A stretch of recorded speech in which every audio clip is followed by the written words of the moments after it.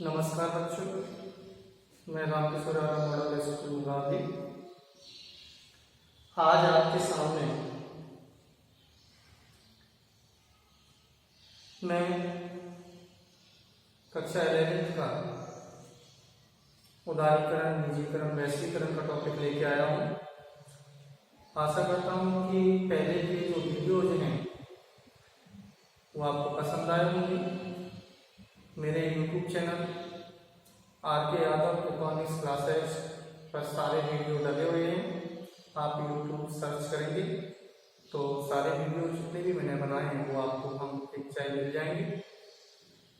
साथ में मैं बताना चाहूँगा कि इस कोविड-19 के दौर में, इस सब परिस्थितियों में हमें अपना अध्यापन कार्य और पढ़ाई का कार्य रोकना नहीं है। परिस्थिति जो भी हो, सबसे पहले मैं थोड़ा बैकग्राउंड में आपकी जो अंग्रेजों के शासन के दौरान जो भारतीय अर्थव्यवस्था में परिवर्तन आया कि अंग्रेजों ने कैसे भारतीय अर्थव्यवस्था का नुकसान किया। अंग्रेजों के समय में आपने पढ़ा होगा कि भारतीय उद्योग धंधों को एक विगत प्लानिंग के तहत डैमेज करने की कोशिश की गई तथा भारत को एक कच्चे माल के उत्पादक के रूप में विकसित करने का प्रयास किया गया था। विकसित इस शब्द को सही नहीं होगा, यानी कि जो कच्चा माल भारत में उत्पादित होता था तो उसको वो अंग्रेज विदेश यानी इंग्लैंड भेजकर उससे रॉ मटेरियल से नया उत्पादक माल बनाते तथा उसको पुनः भारत में ऊंचे दामों पर बेचते। साथ ही जो भारतीय उद्योग धंधे थे उनको कोई संरक्षण नहीं दिया गया, इससे भारतीय जो लघु उद्योग धंधे थे वो नष्ट होने लगे थे।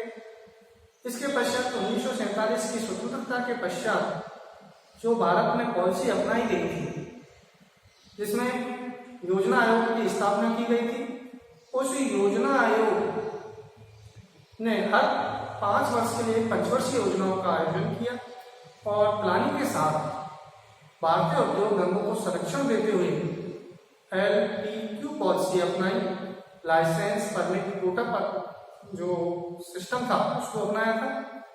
इस LPQ पॉलिसी में भारतीय उद्योग धंधों को संरक्षण देने के उद्देश्य से यह पॉलिसी अपनाई गई थी तथा हर 5 वर्ष में नई पंचवर्षीय योजनाएं लागू की गई और जो पूर्व की जो पंचवर्षीय योजनाएं थी उन पंचवर्षीय योजनाओं की कमियों को दूर भी किया गया। परंतु 1990-91 के दौरान भारत में आर्थिक मंदी की स्थिति उत्पन्न हो गई। हमारे पास पैसा नहीं था, मांग बहुत कम हो गई थी, उद्योग धंधे हमारे विकसित नहीं हो पा रहे थे और यहाँ तक कि इस LPQ पॉलिसी के तहत हालांकि भारतीय उद्योग धंधों को संरक्षण प्रदान किया गया परंतु उसकी कुछ कमियां रह गई और वो कमियां थी कि कुछ उद्योग धंधे जिनको कि लाइसेंस प्राप्त हो गया था वो अपनी मनमानी करने लगे थे। इससे साथ ही चूंकि गवर्नमेंट का संरक्षण प्राप्त था, इससे भ्रष्टाचार उत्पन्न हुआ, लाभशाही उत्पन्न हुई। साथ में हमारा जो प्रोडक्शन था वो इंटरनेशनल मार्केट के हिसाब से उतना प्रतिस्पर्धा के दौर में वो कारगर नहीं था और इस कारण से बहुत से जो कारण थे, इसके कारण भारतीय अर्थव्यवस्था, भारतीय सरकार पर दबाव बनने लगा और एक नई पॉलिसी LPG उदारीकरण, निजीकरण, वैश्वीकरण की जो पॉलिसी अपनाई थी तो उसको अपनाने का विश्व स्तर पर दबाव पड़ने लगा। हमारे पास केवल 7 दिन के व्यापार के लिए पैसा बचा था। विदेशी मुद्रा भंडार जो था भारत का वो बहुत कम हो गया था और इस कारण से हमारी LPG पॉलिसी जो थी वो नहीं आती है। यहाँ सोच सकते हैं कि इतनी प्लानिंग के पश्चात जो 1950 से 1990 के दौरान जो योजना आयोग बनाए, उनकी जो योजनाएं बनी, 7 योजनाएं लगभग बनी उनमें, तो उसके पश्चात ही हमको नई पॉलिसी क्यों अपनाई, तो समय के हिसाब से नई नई पॉलिसी आती हैं। कुछ जो हम पॉलिसी बनाते हैं उसमें हो सकता है कि नई एरर रह जाए, या फिर हम कह सकते हैं कि सरकारी तंत्र ऐसा था कि उसमें वो पॉलिसी फिट नहीं बैठ पाई, जो कारगर जिस उद्देश्य को लेकर हमने वो पॉलिसी बनाई थी, और वो पॉलिसी उन उद्देश्यों को पूरा नहीं कर पाई, इसलिए हमें नई एलपीजी पॉलिसी लानी पड़ी। नई एलपीजी पॉलिसी लाने के संदर्भ में मैं आपको बताना चाहूंगा कि इसके कई कारण थे। तो आपको मैं बताऊंगा कि 1950 से 1990 के दौरान एलपीक्यू पॉलिसी थी, लाइसेंस, परमिट, कोटा। लाइसेंस क्या था कि एक विशेष फर्म को या उद्योग को सरकार द्वारा लाइसेंस जारी किए जाते थे। उस उद्योग में जिस फर्म को वो लाइसेंस जारी किए जाते थे वही उत्पादन कर सकती थी, अन्य फर्में उसमें प्रवेश नहीं कर सकती थी। विदेशी जो फर्में थी उनको आने के लिए यहाँ पे इजाजत नहीं थी। परमिट कुछ समय के लिए किसी उद्योग में या किसी क्षेत्र में एक व्यक्ति फर्म उद्योग को स्वीकृति दी जाती थी। कोटा पर का सिस्टम था कि एक निश्चित सीमा तक कोई फर्म उत्पाद कर सकती है, उससे ज्यादा नहीं कर सकती। तो कुल मिलाकर सारी जो एलपीजी पॉलिसी में बैरियर थे, प्रतिबंध थे, और प्रतिबंध भी इतने कड़े थे कि उनके पालन में फर्म उद्योग को बड़ी परेशानियों का सामना करना पड़ता था, और इसमें सरकारी तंत्र हावी रहता था, और इससे बहुत सारी परेशानियां आई। और उसमें जो भ्रष्टाचार है, नागरिकताशाही है, साथ में वो परमिट, कोटा आदि मिल जाने से ये स्वतंत्र हो जाती थी फर्में, चूंकि इनकी प्रतिस्पर्धा में फर्में नहीं रहती थी। इस कारण से ये जो उत्पादन करती थी वो भी कुछ वायदे नहीं करती थी, वो इंटरनेशनल लेवल पर हमारा डेवलप जो मैं होना चाहिए था, इनका जो आउटपुट आना चाहिए था वो उतना आउटपुट नहीं मिला है। अंतरराष्ट्रीय स्तर पर हमारी मांग जो थी वो कम होने लगी थी, और इस कारण से और भी बहुत सारे कारण थे जो कि इस पॉलिसी को हमको छोड़ना पड़ा। और इसके पश्चात 1991 में एक नई पॉलिसी आई थी, LPG policy, licence, permit, quota को छोड़ के आपका निजीकरण, लिबरलाइजेशन, सुधारीकरण, निजीकरण और वैश्वीकरण की स्थिति। 1991 में आर्थिक संकट उत्पन्न हुआ था, इसमें राजकोषीय घाटा और बढ़ गया था। तो ये पॉलिसी किन कारणों से हमको लानी पड़ी, उस पर उन कारणों को हम थोड़ा सा देखेंगे, उस पर हम चर्चा करेंगे।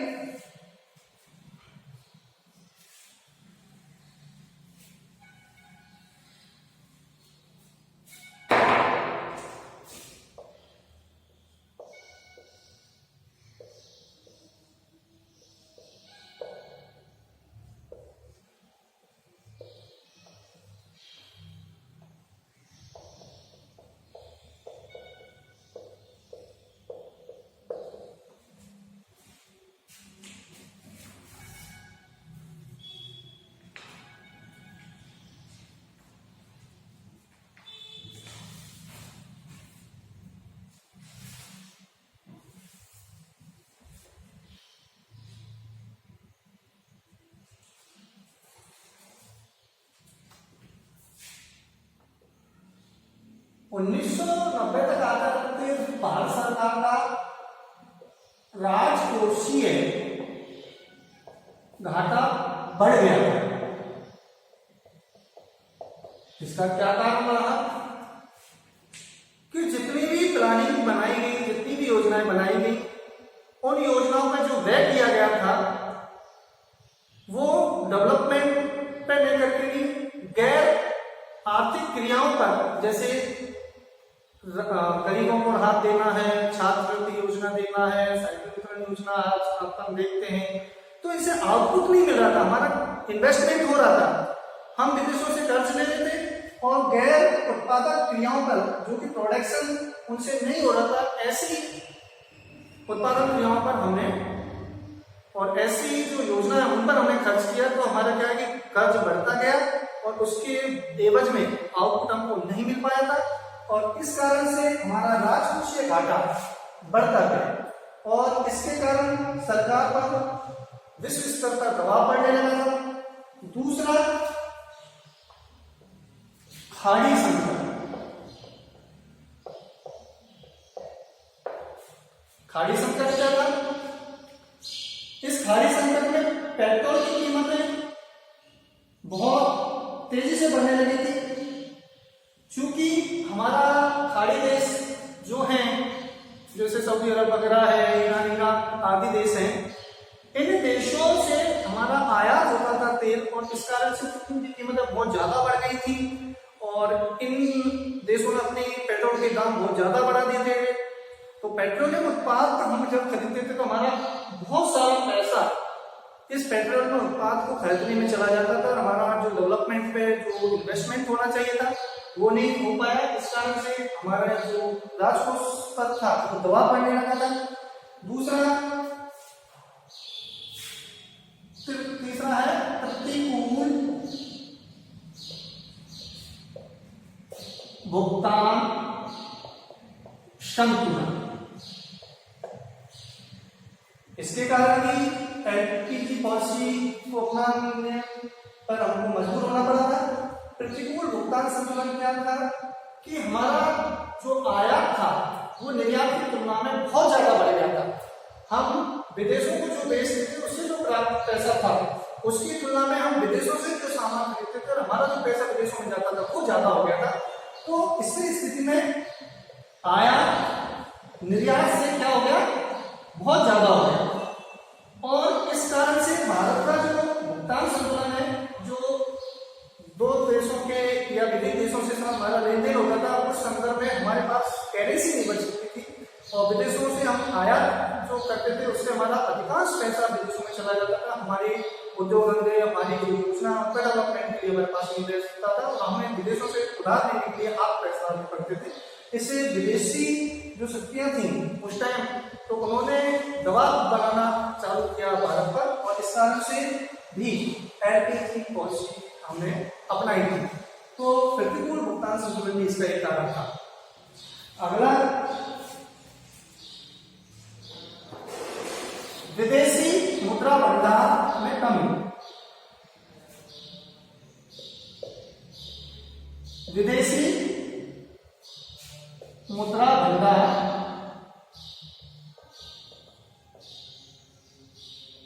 हमारे पास 1990 तक आते आते चूंकि हमने गैर उत्पादक कार्यों में अपना इन्वेस्टमेंट किया था, ऐसी योजनाओं पर जिनमें कि हमारा आउटपुट नहीं मिल पाता, हमारा खर्च बहुत ज्यादा हो जाता था, ऐसी योजनाओं में हमने बहुत ज्यादा खर्च किया था।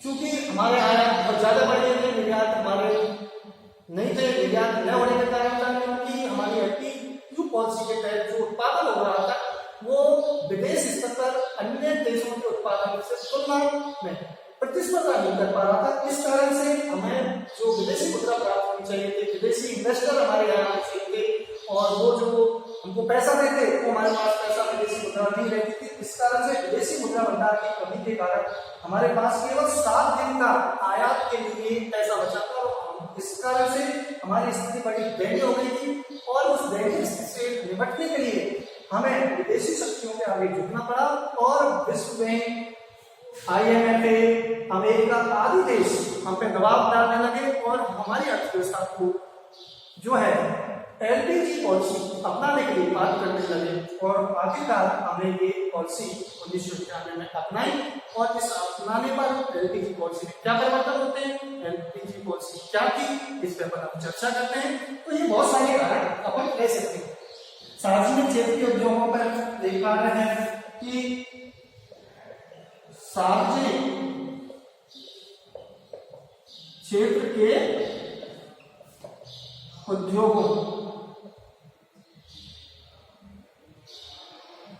का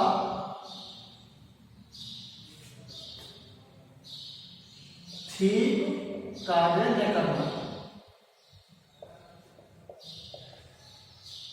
चूंकि 1950 में अधिकांश उद्योग जो थे उन पर भारत सरकार का नियंत्रण था, चूंकि भारत सरकार का नियंत्रण था, इस कारण से जो सरकारी तंत्र था वो प्रभावित था, और सरकारी तंत्र के प्रभावी होने से, राजनीतिशाही होने से, भ्रष्टाचार होने से हमारे जो सार्वजनिक क्षेत्र के जो उद्योग धंधे थे जिन पर इन्वेस्टमेंट किया जा रहा था उनसे उत्पादन उतना नहीं हो रहा था, और ऐसी स्थिति में इन उद्योग धंधों को हमें निजी क्षेत्र को देना पड़ा, और इसी निजी क्षेत्र को देने के लिए दबाव भी बना और हमने एलपीजी पॉलिसी अपनाई थी।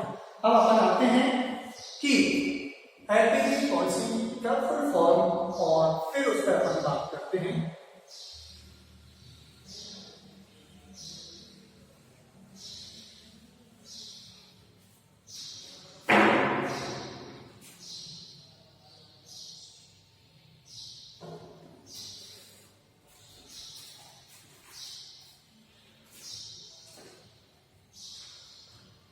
एलपीजी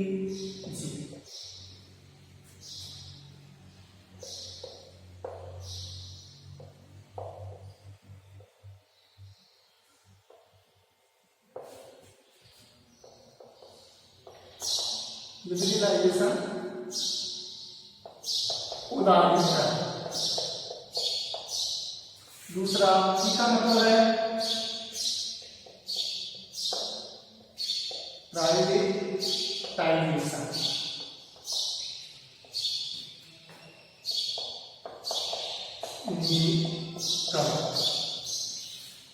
और जी का मतलब है ग्लोबलाइजेशन,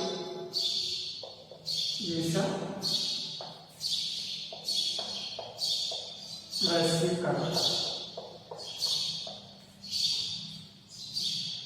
क्वेश्चन आता है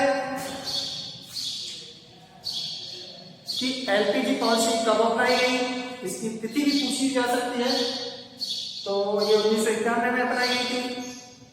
दूसरा क्वेश्चन इनसे बन सकता है कि जो नई आर्थिक नीति जो 1991 में अपनाई गई थी उसके प्रमुख 3 घटक क्या हैं। तो उसके 3 प्रमुख घटक हैं उदारीकरण, निजीकरण और वैश्वीकरण। आ सकता है उदारीकरण किसे कहते हैं, निजीकरण किसे कहते हैं, वैश्वीकरण किसे कहते हैं, तो इस पर अपन बात चर्चा करते हैं।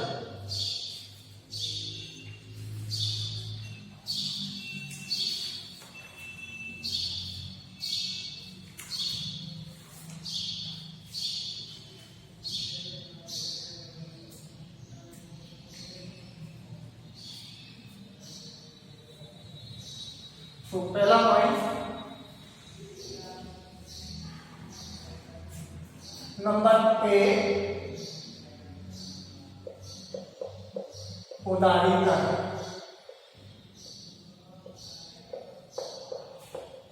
किसे कहते हैं,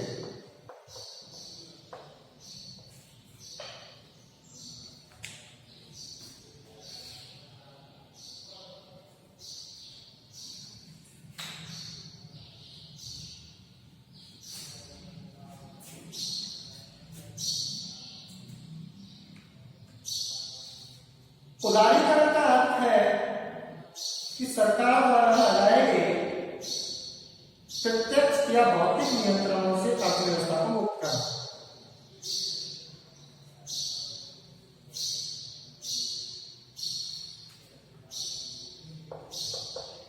उदारीकरण का अर्थ है कि सरकार द्वारा लगाए गए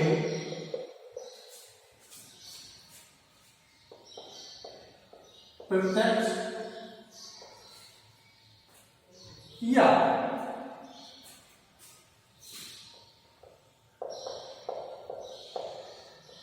भौतिक प्रतिबंधों से अर्थव्यवस्था को मुक्त करना। आप लिख सकते हैं।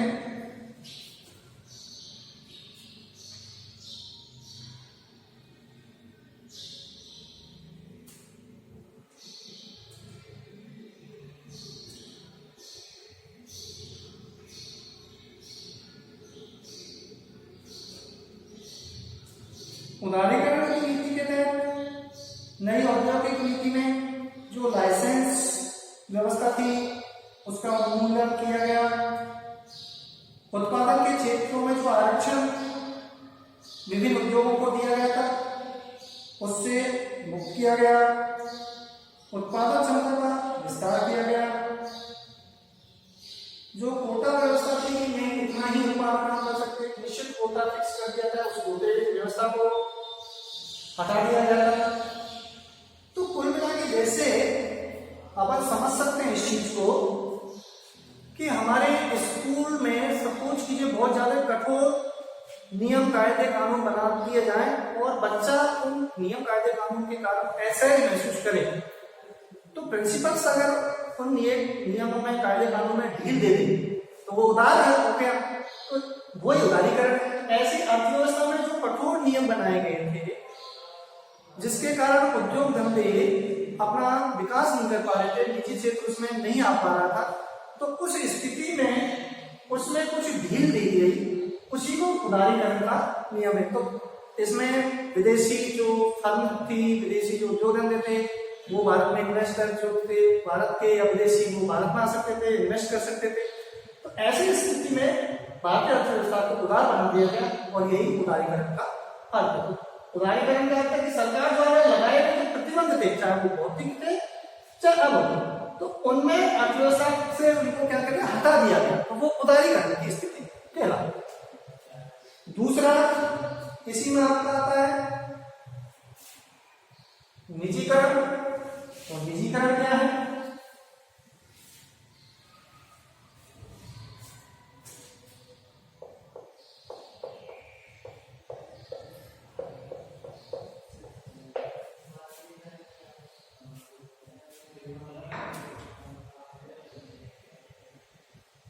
प्राइवेटाइजेशन, यानी कि इसमें प्राइवेट सेक्टर जो था उसको जो सरकारी तंत्र था उसमें उसके उद्योग धंधों को मालिक बना दिया गया। अर्थशास्त्र में निजीकरण का आशय अर्थव्यवस्था की गतिविधि में निजी क्षेत्र की भागीदारी में वृद्धि कर।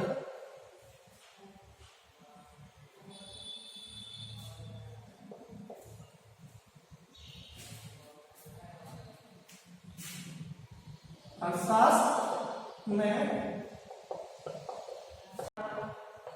का अर्थ है कि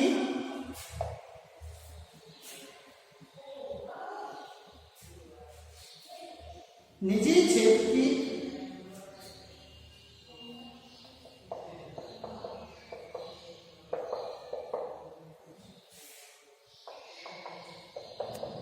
भागीदारी में वृद्धि कर।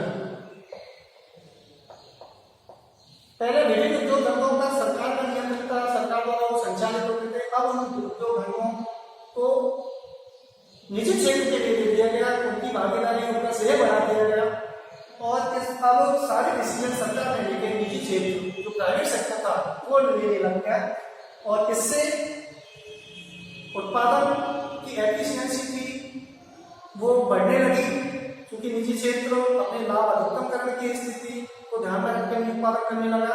और चूंकि वो जानता था कि इंटरनेशनल मार्केट में अगर मुझे अपना प्रोडक्शन जो है वो बढ़ाना है प्रतिस्पर्धा के इस युग में, तो मुझे उसकी क्वालिटी में सुधार करना पड़ेगा और उसमें अपनी कीमतें भी बढ़ाई। इसलिए कुछ फायदे थे तो कुछ लॉस भी हुए थे। निजी क्षेत्र विभिन्न उद्योग घराने तथा विदेशी कंपनियां विभिन्न उद्योग धंधों में अपना आधिपत्य स्थापित करने लग गई थी।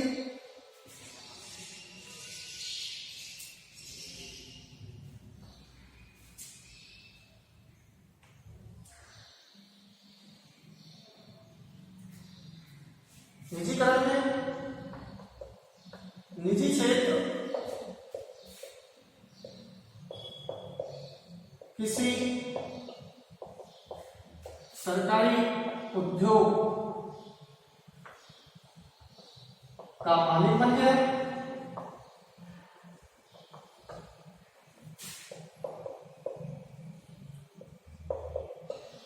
उसका प्रबंधन करने लगा।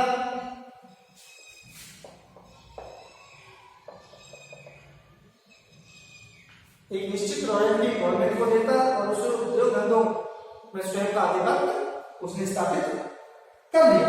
तो ये निजीकरण था। अब इसके क्या फायदे थे, निजीकरण से क्या फायदा हुआ? निजीकरण के उद्योगों में जब निजी क्षेत्र का स्वामित्व हो गया तो सरकार का हस्तक्षेप कम हो गया। दूसरा, निजी क्षेत्र जब उद्योग धंधों में आया तो जो प्रोडक्ट की जो क्वालिटी थी उसमें सुधार होने लगा। अंतरराष्ट्रीय स्तर पर उस प्रोडक्ट को पहचान दिलाने के लिए, उसकी बिक्री को बढ़ावा देने के लिए, उसकी क्वालिटी में सुधार करते हुए उसमें परिवर्तन किया गया और इससे विदेशी मुद्रा प्राप्त होने लगी। साथ ही निजी कंपनियां भारत में इन्वेस्ट करने लगी तो इससे भारत की आय होने लगी। परंतु इसके कुछ दुष्परिणाम भी प्राप्त हुए थे कि निजीकरण के इस युग में जो गरीब था उसके लिए प्रोडक्शन नहीं होने लगा था, क्योंकि जो पैसा देगा उसके लिए निजी क्षेत्र उत्पादन करेगा। तो गरीबों को इसमें नुकसान हुआ। छोटे जो उद्योग धंधे थे, चूंकि वो इतना इन्वेस्टमेंट नहीं कर सकते थे, तो उनका ह्रास हुआ। तो निजीकरण के जो एलपीजी पॉलिसी थी उसके कुछ फायदे थे तो कुछ नुकसान भी थे। और इसमें उपभोक्ता को जरूर फायदा हुआ, क्योंकि एक उपभोक्ता को अच्छा माल और प्रतिस्पर्धा के युग में उसको कम कीमत पे भी प्राप्त होने लग गया। वैश्वीकरण की स्थिति क्या चीज है? वैश्वीकरण किसे कहते हैं?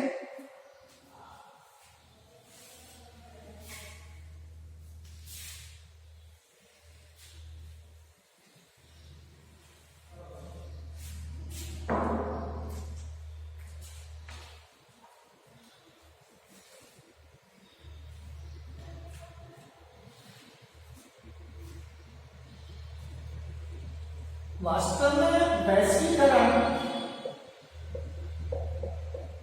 निजीकरण और उदारीकरण का ही भाग है। इसके कारण ये उत्पन्न हुआ है। वैश्वीकरण में किसी देश की अर्थव्यवस्था को शेष विश्व की अन्य अर्थव्यवस्थाओं के साथ जोड़ दिया गया।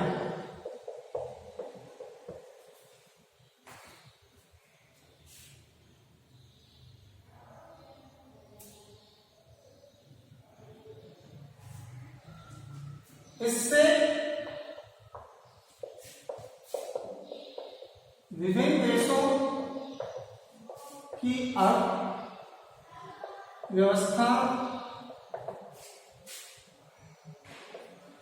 एक दूसरे के समीप आई तथा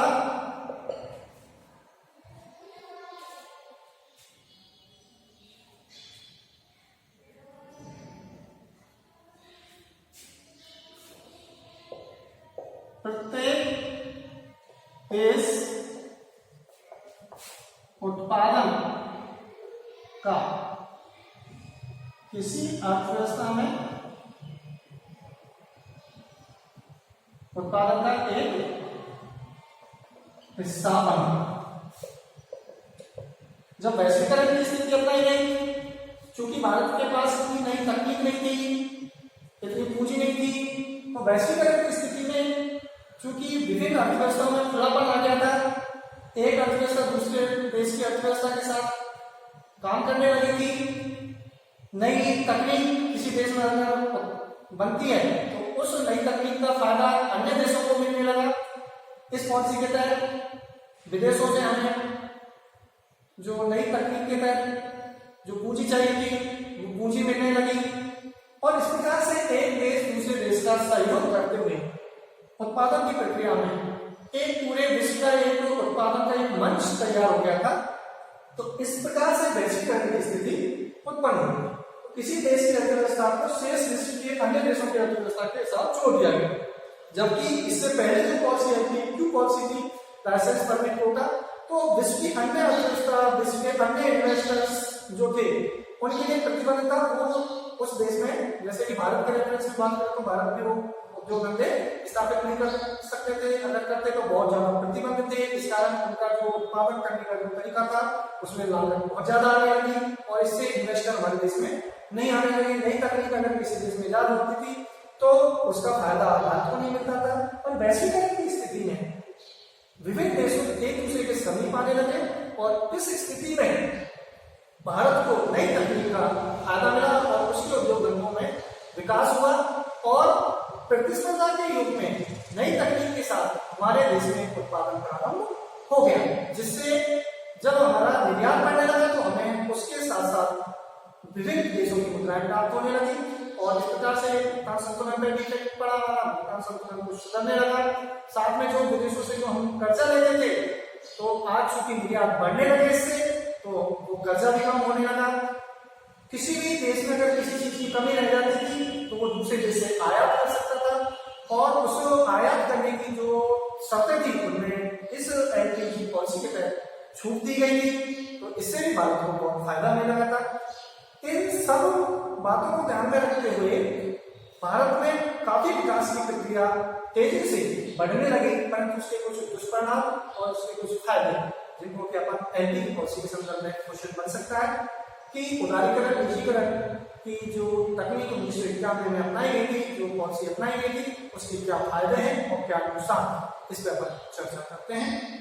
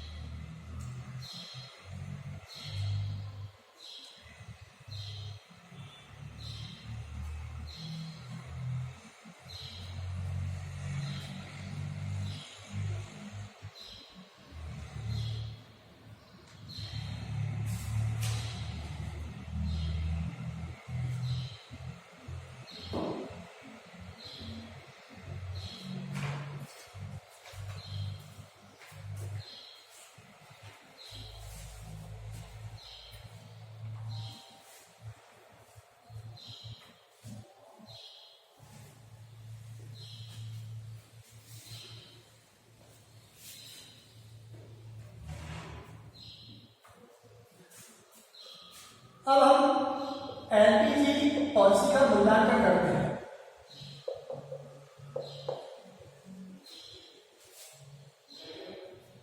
इसके लाभ और इसकी हानि, इसके बाद ऑल ओवर इसका एनालिसिस करके भी हम देखते हैं, उसका मूल्यांकन करेंगे।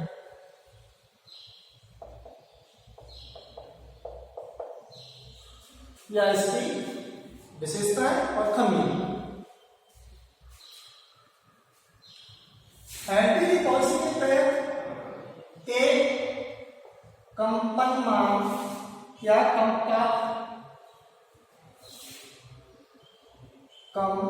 कंपायमान अर्थव्यवस्था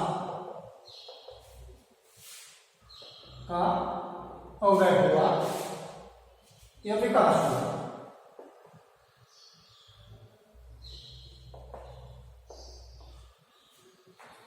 एक अर्थव्यवस्था कंपायमान यानी कि भारत की अर्थव्यवस्था पर अगर कोई परिवर्तन होता है तो उसका इफेक्ट शेष देश की अर्थव्यवस्था में भी पड़ेगा, और अगर शेष देश की अर्थव्यवस्था में कोई परिवर्तन होता है, कोई हलचल होती है, तो उसका प्रभाव भारत पर भी पड़ेगा।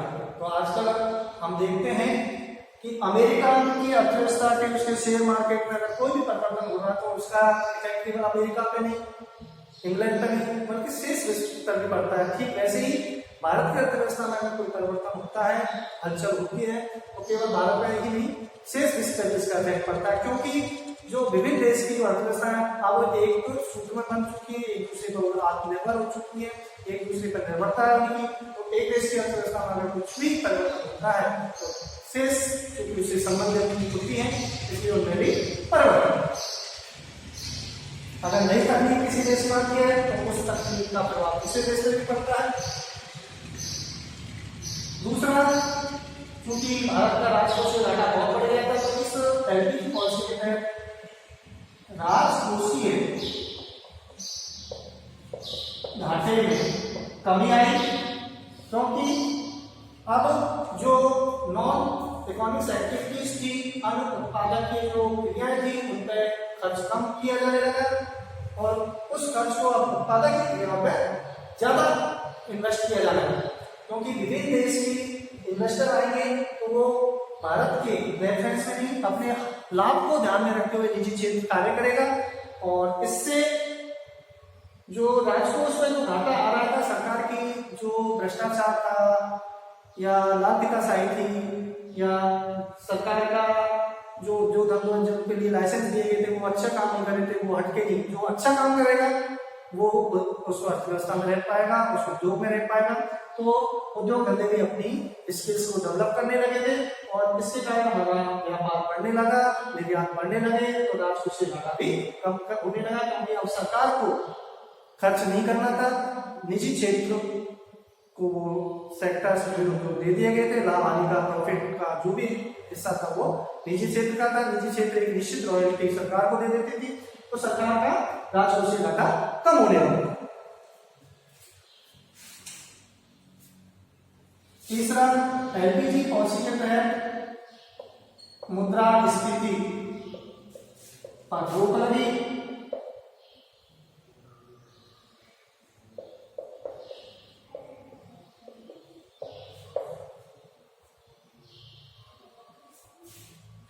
चौथा, एलपीजी पॉलिसी के तहत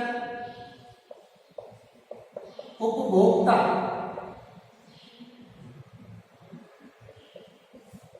सर्वोपरि हो गया था या प्रमुख हो गया था। एलपीजी पॉलिसी से व्यापार बढ़ने से विदेशी मुद्रा भंडार में वृद्धि होने लगी।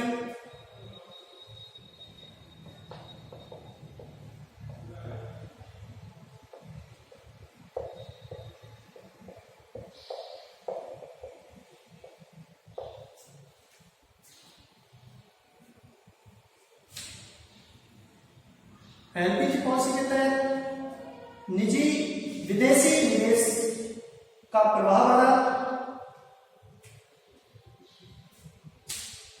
एकाधिकारी बाजार प्रतियोगिताओं में प्रतियोगिता बढ़ी।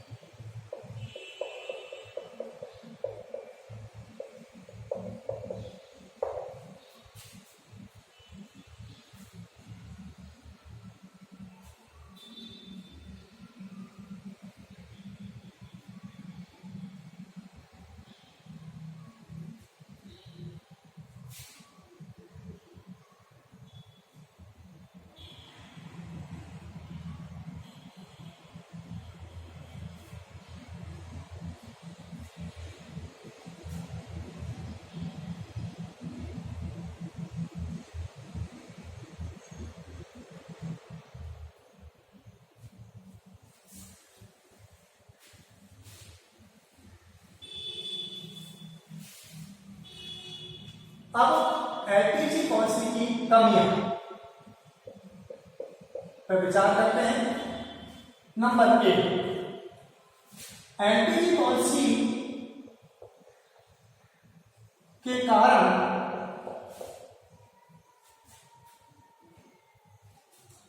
कृषि क्षेत्र की अवहेलना हुई।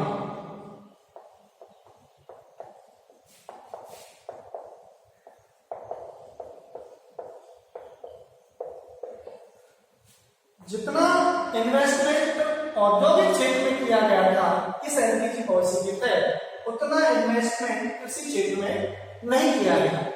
चूंकि भारतीय अर्थव्यवस्था कृषि प्रधान अर्थव्यवस्था थी और अधिकांश जनसंख्या कृषि पर निर्भर थी, तो इस कारण से कृषि क्षेत्र में कम इन्वेस्टमेंट होने से उनका जो फायदा था, उनको जो फायदा होना चाहिए था वो उतना नहीं हुआ और उनकी आय कम हो गई। और इस कारण से चूंकि एलपीजी पॉलिसी का शहरीकरण हुआ, वो शहरी क्षेत्र में ज्यादा विकसित हुई।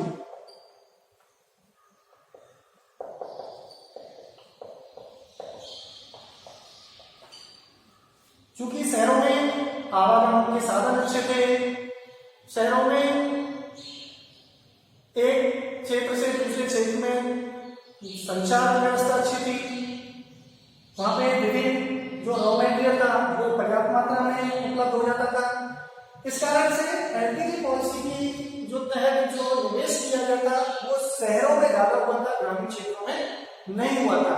इस कारण से ग्रामीण क्षेत्र और शहरी जो क्षेत्र का जो अंतर है, शहरी क्षेत्र पर जनसंख्या का दबाव बढ़ने लगा, ग्रामीण क्षेत्रों में रोजगार चूंकि छोटे उद्योग हुआ करते थे वो समाप्त होने लगे, इससे क्योंकि बड़े बड़े उद्योग करते अब विकसित होने लगे थे, तो अपने रोजगार के लिए ग्रामीण क्षेत्र से शहरी क्षेत्र में पलायन होने लग गया था। और इस पलायन के कारण शहरी क्षेत्र में भी दबाव बढ़ने लगा जनसंख्या का। और चूंकि वहां पे उनको जमीन उनकी होती नहीं थी, रहने के लिए वो कच्ची झोंपड़ी आदि में रहने लगे और उनके स्वास्थ्य पर भी प्रभाव पड़ने लगा, जो कि ग्रामीण क्षेत्र से शहरी क्षेत्र के लिए ज्यादा था। एलपीजी पॉलिसी के शहरीकरण से चूंकि ग्रामीण क्षेत्र में इन्वेस्टमेंट ज्यादा हो नहीं रहा था, शहरी क्षेत्र में के लोगों को रोजगार प्राप्त हो रहा था और इससे एक पर्टिकुलर एरिया में आएगा एक केंद्रीकरण होने लगा था। बड़े बड़े उद्योग घरानों के पास ही आएगा केंद्रीकरण। जैसे कि आज हम देखते हैं कि टाटा समूह है या अंबानी समूह है या मित्तल समूह है, तो उनकी आय जो है वो ज्यादा है। तो ये मान के चलिए कि भारत के 1% लोगों पर शेष लगभग 90% लोगों के पास जो इनकम है उतनी इनकम 1% लोगों को, इतना आय का गैप हो गया था। और इस कारण से आय में असमानता है, आय के वितरण में एलपीजी पॉलिसी के तहत असमानता उत्पन्न हुई। गरीबी और अमीरी की खाई बढ़ने लगी थी। कुछ लोग गरीब थे तो बहुत ज्यादा गरीब होने लगे, क्योंकि वो लोग उद्योग धंधे उनके पहले ही नष्ट होने चुके थे, पर्याप्त मात्रा में रोजगार नहीं मिल पा रहा था। और जो अमीर थे, बड़े बड़े घराने थे, उनका उद्योग धंधों पर आधिपत्य था, उनकी आय में वृद्धि होने लगी। इस प्रकार से गरीब और अमीर की खाई का अंतर बहुत बढ़ने लग गया था। तो ये भी इसका ड्रॉबैक हो गया। चौथा, उपभोक्तावाद का फैला कि उपभोक्तावाद का फैला का अर्थ है कि जो पैसा देने के लिए तैयार है, जो उपभोक्ता है, उसकी जरूरतों के हिसाब से उत्पादन होने लगा था। अगर किसी के पास बहुत ज्यादा आय है, वो अधिकांश उपभोग की वस्तुओं को खरीद लेता था, तो जो शेष जो जनसंख्या थी उसको उतनी पर्याप्त मात्रा में वस्तुएं नहीं मिल पा रही थी। और इस कारण से जो गरीब थे उनकी स्थिति दयनीय से बदतर होती जा रही थी। तो इसका एक नेगेटिव पॉइंट उपभोक्तावाद के फैलाव के कारण गरीबी का प्रसार हो रहा था, ये भी इसका कारण हो सकता है। तीसरा, पांचवा, सांस्कृतिक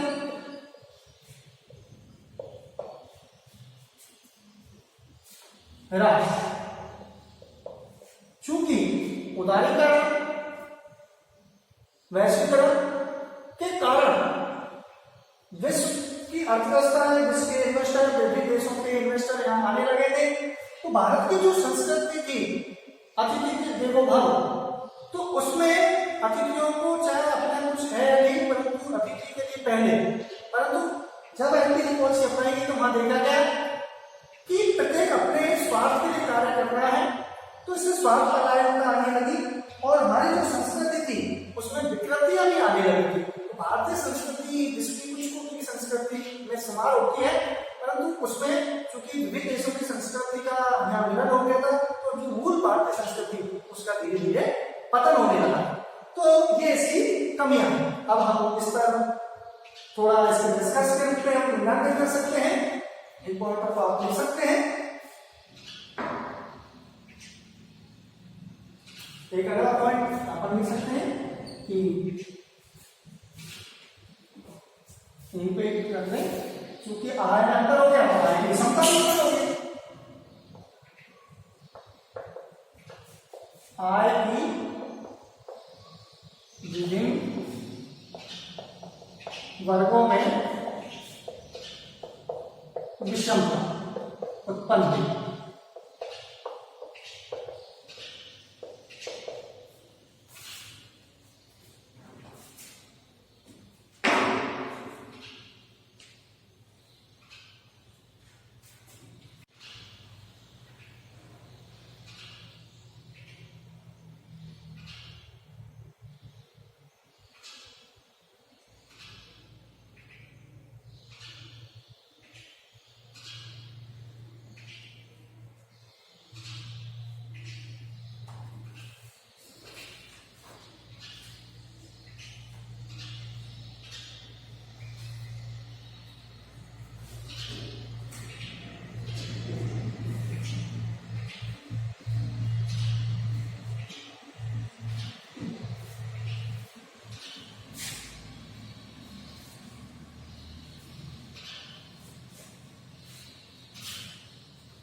अब संक्षेप में इसका मूल्यांकन करते हैं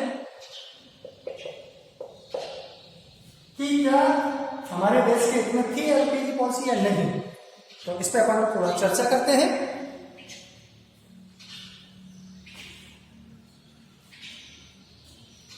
ये बड़ा वाद विवाद का विषय रहा है कि एलपीजी पॉलिसी अपनानी चाहिए थी या नहीं अपनानी चाहिए थी, क्योंकि वो परिस्थितियां ऐसी थी कि हमको एलपीजी पॉलिसी अपनाने का बात नहीं लगा हो गए थे हम।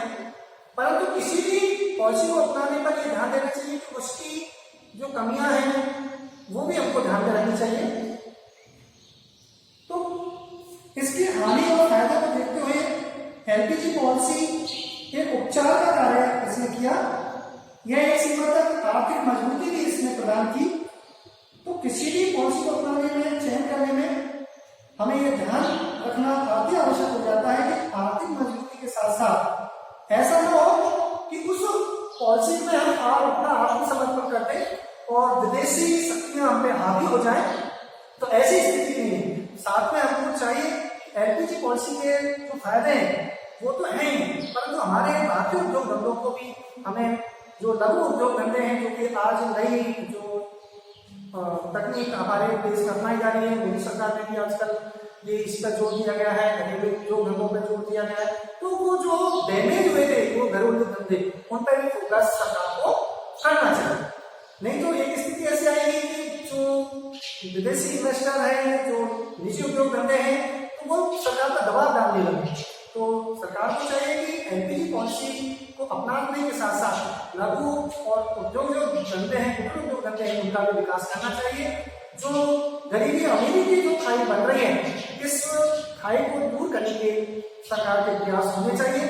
अन्यथा की स्थिति में एक मुट्ठी भर लोग पूरे देश की अर्थव्यवस्था को संचालित करेंगे और ऐसी स्थिति में अधिकांश जनसंख्या, अधिकांश जो लघु उद्योग में लगे हुए जो व्यापारी वर्ग हैं उनको अहित होगा। तो इसलिए एलपीजी पॉलिसी के फायदे भी है तो नुकसान भी। बस किसी भी सरकार को कोई भी पॉलिसी जब अपनाती है तो ये ध्यान में रखना चाहिए कि देश का हित हो तथा अधिकांश जनसंख्या का फायदा हो। तो इस सोच के साथ अगर कोई पॉलिसी अपनाई जाती है तो कारगर सिद्ध होती है। तो एलपीजी पॉलिसी काफी हद तक हमारे देश के लिए कारगर भी सिद्ध हुई, परंतु इसकी कुछ कमियां भी रही, तो उनको दूर किया जाना अति आवश्यक है। और इससे विषमता दूर होगी, गरीबी दूर होगी, जो आय का जो अंतर है वो दूर होगा। तो इस सारी बातों को ध्यान में रखते हुए हमें किसी निजी कंपनी का या किसी देश की कठपुतली नहीं बनना है। बल्कि जो विभिन्न देश की जो नई तकनीक है, इस वैश्वीकरण के दौर में उसका फायदा लेते हुए हमारी जो घरेलू अर्थव्यवस्था है, जो घरेलू उद्योग धंधे, उन पर विकास, उन पर जोर दिया जाना चाहिए। तो ये आपकी एलपीजी पॉलिसी थी जो कि 1991 में अपनाई गई थी। और उदारीकरण, निजीकरण और वैश्वीकरण के इस दौर में अब हो सकता है कि नई तकनीक, नई पॉलिसी जो वर्तमान परिस्थिति है उनको देखते हुए लाई जाए। तो अभी तक हमारी एलपीजी पॉलिसी के अकॉर्डिंग ही अर्थव्यवस्था कार्य कर रही है। धन्यवाद। मैं आपसे निवेदन करना चाहूंगा कि जो शेष जो वीडियो आपने नहीं देख पाए वो मेरे YouTube channel R K. Yadav economics classes आप सर्च करेंगे, वहाँ मिल जाएंगे। और मेरे उस चैनल को सब्सक्राइब करें और उसको लाइक करें, जिससे कि आने वाले नए वीडियो आपको सीख मिल सके। धन्यवाद।